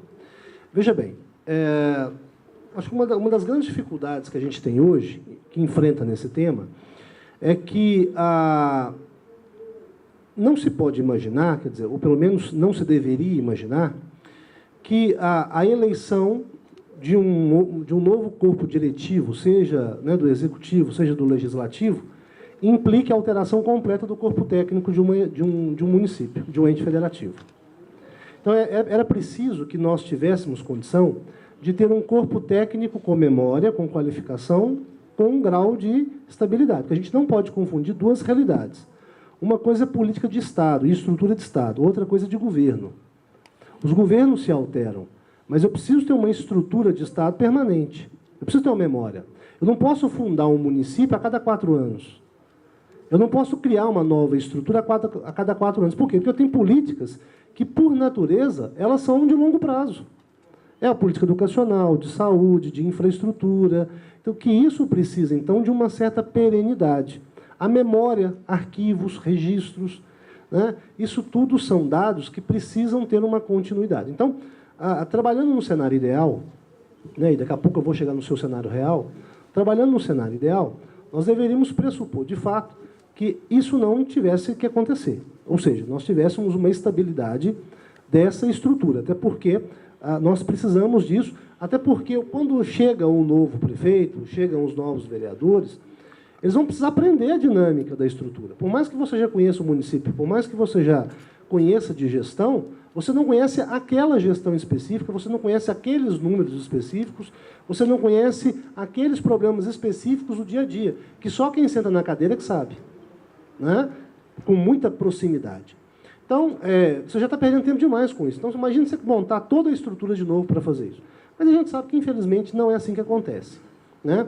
Você muda uma administração municipal, você muda todo o staff, né? E isso gera um problema de descontinuidade. Isso vai exigir de nós uma mudança de cultura. É preciso mudar essa cultura. De ter, por exemplo, e aí nós vamos esbarrar em outros problemas, como é o limite do possível, né? Você tem municípios aí com 4, 5, 3 mil habitantes, que nada contra o município, mas ele não se sustenta. Às vezes ele não é nem autossustentável. Ele não tem uma... Às vezes a economia do município gira em torno da prefeitura. E isso é um problema de gestão, que isso vai trazer para você problemas de administração, não tenho dúvida. Mas, ao mesmo tempo, a gente não tem como esperar também que isso tudo se estruture de uma maneira ampla para poder dar o passo além. Porque senão a gente acaba criando sempre uma dificuldade para poder implantar passos importantes daquilo que a gente precisa. Entendeu? O que nós podemos fazer com isso? Né? Qual que seria a sugestão? Né? Eu costumo dizer que ser arquiteto de obra pronta é muito fácil, né? Apontar trinca é muito fácil. O difícil é você construir o edifício. Então, eu aqui no momento estou apontando trinca. Então, às vezes, a minha posição é mais confortável do que a sua. Então, a tendência, ou pelo menos o que eu entendo que seria necessário, seria, de fato, criar condições para você ter, pelo menos, um corpo técnico que tenha uma continuidade, né? Então, para isso é importante você pensar quais são os tipos de servidores que você precisa ter, realizar concursos públicos, né? Ter essa estrutura para te dar esse suporte. Tá? Esse é um desafio enorme que municípios pequenos têm que enfrentar. É um desafio enorme, grande demais. Tá? E isso não tem dúvida. Mas, por outro lado, como eu te falei, nós temos... Essa foi uma decisão política tomada no passado. De se estabelecer, de criar inúmeros municípios, de ter uma política municipal de fortalecimento do poder local, dar aos municípios muitas atribuições e não dar, às vezes, a ele a estrutura financeira, a estrutura administrativa necessária para que ele consiga andar. Tá? Então, de fato, isso é um problema que o nosso federalismo precisa enfrentar. Não é um problema, às vezes, só do município, não é um problema só do Estado, é um problema do modelo de Estado federal que nós adotamos e da política que nós adotamos de criação de novos municípios. Tá? Nós vamos precisar retrabalhar isso. Talvez até repensar essa política. Tá certo? Agora, isso o Tribunal de Contas pode levar em consideração? Isso é difícil de te garantir. É difícil de te afirmar o que pode ser levado ou não. Até porque é um argumento muito perigoso, porque isso pode ser desculpa para tudo. Então, o município não faz nada, e qual vai ser o interesse dele sair da situação em que ele se encontra? Né? Absolutamente nenhum. Por quê? Porque é mais confortável. Então, é preciso encontrar aí um meio termo nessa situação. E esse meio termo, eu acho que passa por uma profissionalização da gestão municipal mesmo, talvez por uma nova definição da política do federalismo brasileiro em relação aos municípios. Tá? Eu acho que a gente precisa levar a questão municipal mais a sério. Né? A autonomia, a gestão, a repartição de competências, a repartição de receitas, como é que isso vai funcionar na prática, né? Quais são os atributos, porque você que é cobrado Porque o cidadão vê você todo dia, indo e voltando para o trabalho. Ele dificilmente vê o deputado estadual, mais dificilmente ainda o federal. Ele vê o prefeito todo dia, dificilmente ele vê o governador, dificilmente ele vê o presidente da República. Então, você é mais cobrado diretamente. Então, nós precisamos trabalhar uma nova política. Eu acho que passa por aí. Espero ter te respondido. Vamos a mais uma pergunta, por favor? Por favor. Pois não, Só Gustavo. um instante, a doutora Margarete, ela gostaria, acerca dessa pergunta, fazer uma parte, mas antes, eu gostaria só de, com relação à pergunta acerca de Ministério Público e Tribunal de Contas, da atuação desses órgãos, porque qual que é o movimento institucional feito pela AMM? Olha, a despeito desse, vamos dizer assim, desse impacto federativo que nós sofremos pelo nosso modelo federativo, o que está sendo posto aqui de forma muito, muito clara, muito objetiva, e, inclusive, o nosso presidente, ele falou isso no seu discurso, dizendo o seguinte, olha, uma coisa é quando a União, ela impõe aos municípios essa obrigação de estar executando todas essas políticas e vai promulgando leis, né, que instituem essas obrigações, e muitas vezes o Ministério Público e o Tribunal de Contas, que estão no seu papel, vamos dizer assim, constitucional, de serem o fiscal da lei ou fiscal do orçamento e das finanças públicas, às vezes desconsideram esse estado de coisas. Então, institucionalmente, a AMM tem tentado mostrar, né, para os órgãos de controle que não basta só implementar uma política de punição. É preciso de compreender a realidade que vive os municípios.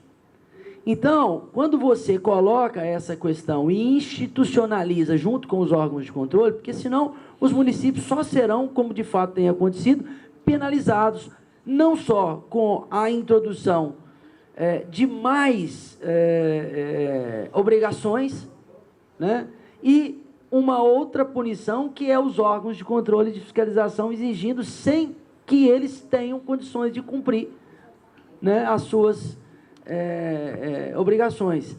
Então, é um processo de sensibilização.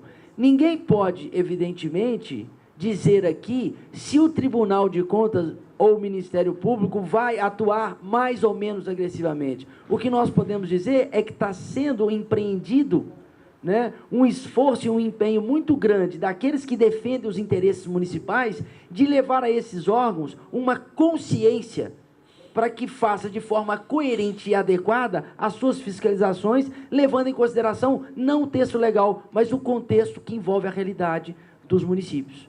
Então, eu acho que sim compete, às vezes, essa revelação de que a Associação Mineira de Municípios tem esforçado para tentar, vamos dizer assim, solucionar o objeto da sua pergunta, né?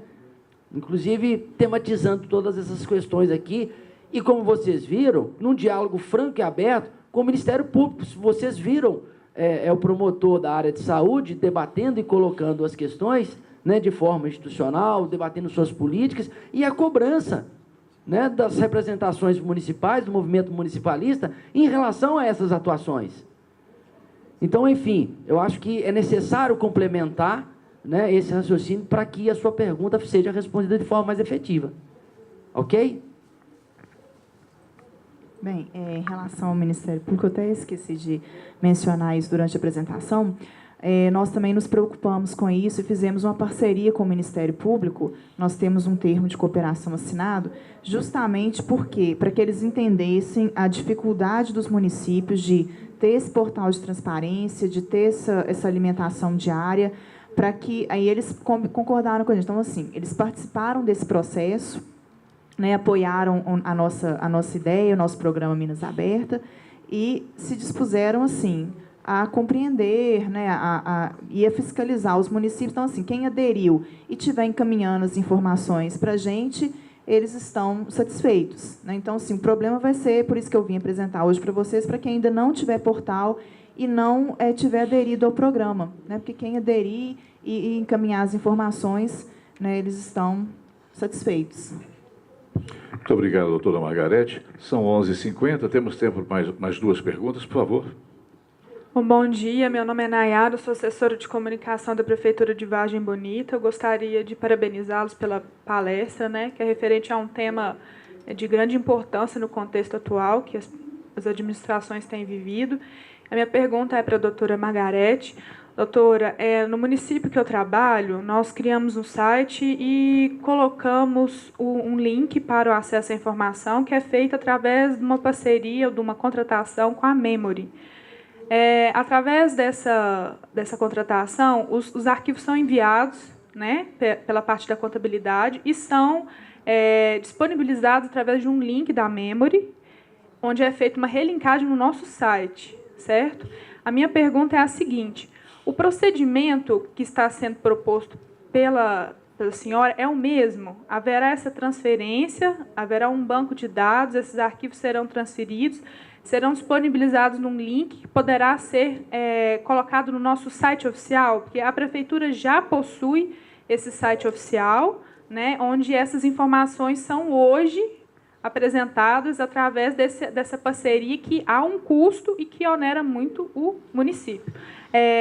Juntamente com isso, eu gostaria de te perguntar se haverá treinamento para a equipe que vai cuidar dessa parte da TI do nosso município, e se há possibilidade de escolher quais dados serão publicados, porque eu percebi que ali, naquela aba que a senhora demonstrou, há sobre dívida pública, sobre licitações, e isso já é também colocado no nosso site atualmente. Há necessidade de fazer divulgação nos dois âmbitos ou não? Eu posso escolher as informações que eu quero publicar e no nosso site oficial manter como tem sido feito até hoje. Bem, no caso, vou começar pela Memory. Vocês contrataram, então, uma empresa que desenvolveu um portal de transparência para vocês, Na verdade, vocês podem substituir, sim. Vocês podem deixar de fazer com a Memory e passar a fazer com a gente. Vocês vão encaminhar os arquivos, na verdade, haverá a formação de um banco de dados, sim, lá no caso, na Prodenge, que é a nossa empresa de tecnologia. Isso vai ser custeado pelo governo do Estado. Então, esse banco de dados que gera essa visualização que você viu. Assim como vocês colocarem tanto o link quanto embedar essa carinha do portal municipal de vocês no site da prefeitura de vocês, então tem como colocar, isso não tem problema nenhum, a gente já fez de um modo que, se vocês quiserem, vocês podem colocar lá direto na prefeitura de vocês, não precisa do cidadão, como você, você deve estar preocupado, assim, dele ir acessar o portal de Minas, então acessar o portal do município. Não, o portal de vocês já podem colocar, claro que ele vai ter a logo do Estado, direitinho, mas vocês podem colocar sim. No caso, você perguntou do treinamento, nós vamos sim dar treinamento, inclusive nós vamos gravar lá no estúdio da MM, nós vamos gravar esse treinamento, é muito simples, na verdade, essa divulgação das informações, porque são os mesmos arquivos que vocês já encaminham para o Tribunal de Contas, então não tem grande dificuldade. E a forma de encaminhar os arquivos é o mesmo. É como se a pessoa anexasse um arquivo no e-mail, como se ela estivesse mandando um e-mail. Então, é muito simples. E as informações vão realmente o mínimo, receita, despesa, pessoal, do jeito que está ali, e as informações do município, que vocês vão poder colocar. Agora, a lei exige as licitações, os contratos. É claro que, se vocês já divulgam, não tem problema, mas a gente tem essa parte para os municípios que não têm a ferramenta de divulgação mesmo, ainda não divulgam, até mesmo porque essas informações elas também são encaminhadas ao Tribunal de Contas. Então, necessariamente, vai haver esse preenchimento. Vocês encaminhando todos os arquivos para a gente vai ter como alimentar. E essa alimentação ela deve ser diária? Eu tenho um período? Há alguma norma com relação a isso, a esse envio de dados? A lei determina que essa alimentação seja diária. Só que, como eu disse a vocês, a gente entende a dificuldade que o município tem. Muitos não têm o sistema informatizado lá que a lei exige de orçamento, orçamentário financeiro, que seria o nosso CIAF. Para aqueles que têm e têm como gerar as informações diariamente, pode alimentar o portal diariamente. Para quem não tem e só monta essa planilha uma vez por mês, nós estamos aceitando essas planilhas mensais que vocês enviam. Como eu disse a vocês, o Ministério Público está conosco no processo ele compreende essa dificuldade. Então, se o município realmente não tiver um município muito pequeno, com realmente muita dificuldade, haverá um prazo para que, né, a gente trabalhe isso junto com o município, esse sistema novo, para que essa alimentação possa ser diária. Professora, ela falou que a gente pode escolher os itens, as informações, aí ela não está omitindo informação, é só para tirar essa dúvida. Não, no caso dela, ela já divulga, né, no portal da prefeitura dela. Então, assim, não é o caso porque ela não está omitindo, porque ela já divulga. Mas é claro que, assim, nós estamos dando a ferramenta com a opção do município divulgar tudo. Nós não vamos exercer controle do que o município está escondendo ou não, porque aí o Ministério Público entra, como ele está conosco no processo, né, a prefeitura que não estiver disponibilizando aquilo que a lei exige, não estiver preenchendo a ferramenta disponibilizada, o Ministério Público vai atuar. Temos aqui mais uma pergunta, por favor. Bom dia, eu sou Daniele, sou secretária de comunicação em Betim. É para a doutora. Nós temos o portal lá, e ele está incompleto, a gente está atualizando. Falta a parte da remuneração, que é a mais polêmica.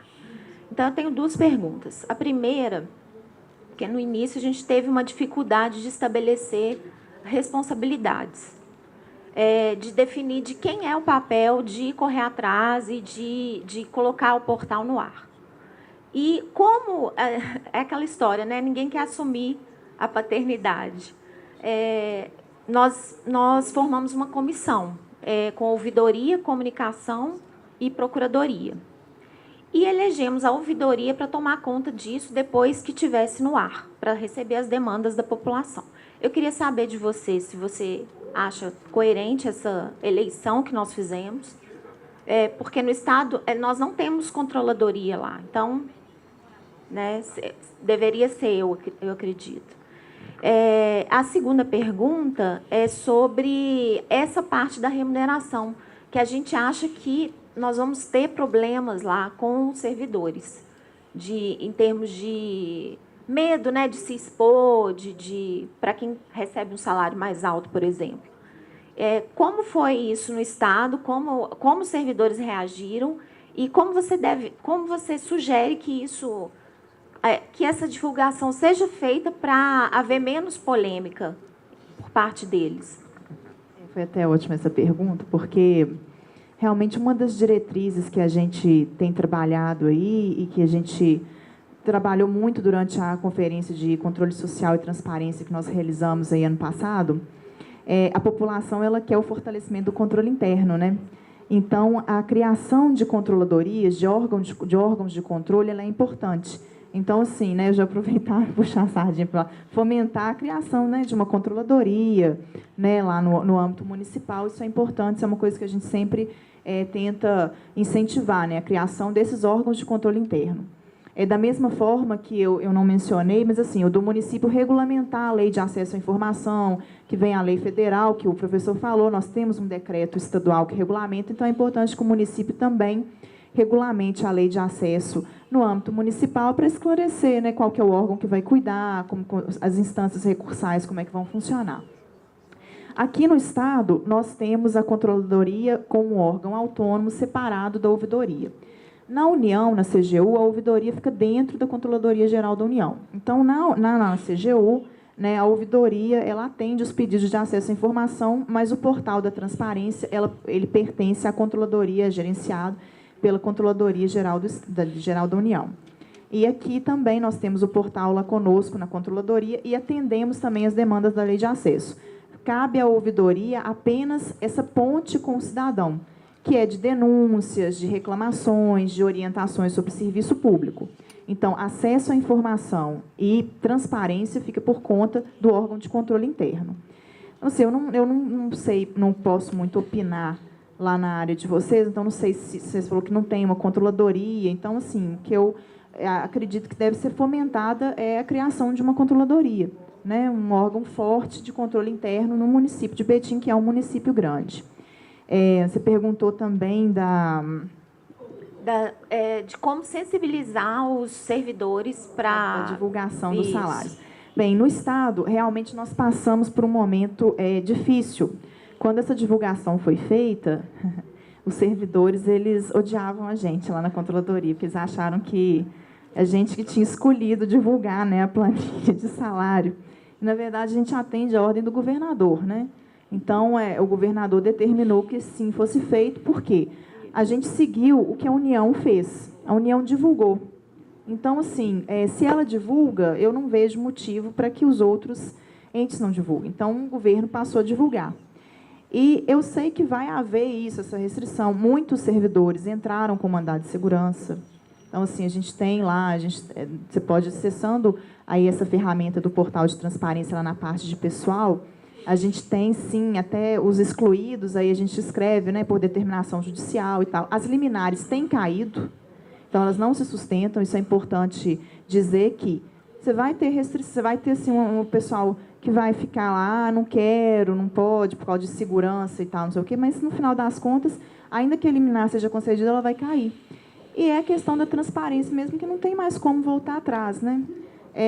A coisa é pública, né? O dinheiro que o servidor recebe, ele advém dos tributos pagos, né, pela população, então aquilo é revertido.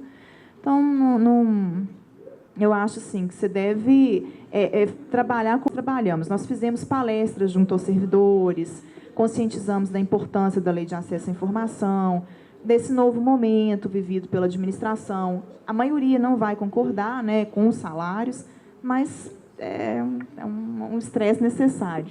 É lei, né? Só uma coisa, as videoaulas vão estar disponíveis a partir de quando?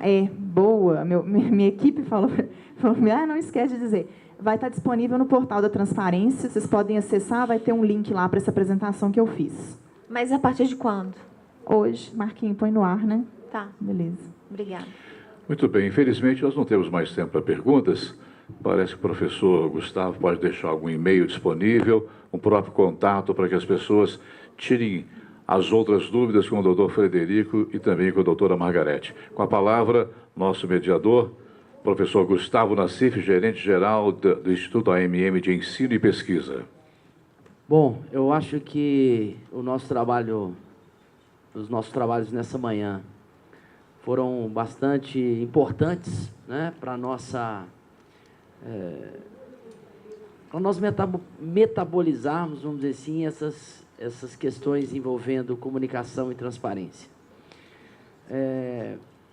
Como eu venho também da área de educação, eu quero pegar um gancho aqui na pergunta da servidora lá da Prefeitura de Betim e dizer como é grande a nossa preocupação em trabalhar na área da educação para a cidadania, né, na área da capacitação. É extremamente importante o conhecimento. Nós vivemos em uma era que não é possível vivermos sem o aprendizado.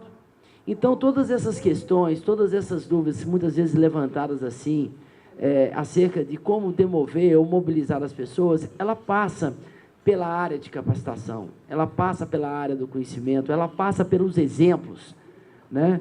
A gente tem que trabalhar dando exemplos para as pessoas que estão no nosso entorno. Nós estamos, na AMM também, trabalhando uma série de ações de capacitação que pretendemos disponibilizar para o exercício de 2014, para que a gente possa potencializar ao máximo essas dificuldades encontradas pelos municípios, nas mais diversas áreas temáticas que estão envolvidas no município. Então, colocar, assim, a Associação Mineira de Municípios à disposição de vocês, de forma muito aberta, para que vocês possam reivindicar, colocar as demandas de vocês, para que a gente possa atendê-las efetivamente, tanto na área de capacitação, quanto na área técnica de solução de dúvidas acerca da implantação de todas as políticas municipais. Então, nós acreditamos que, pelo processo de capacitação e de conhecimento, nós haveremos, vamos dizer assim, de conquistar um espaço melhor, mais maduro, mais transparente e com mais acesso à sociedade. Então, eu agradeço aqui a presença de todos vocês, agradeço aqui também a disponibilidade tanto do nosso professor Frederico, quanto da nossa controladora Margarete, que veio aqui trazer soluções extremamente importantes acerca da comunicação e transparência. Desejo a todos um bom almoço e uma boa tarde de trabalho. Um abraço.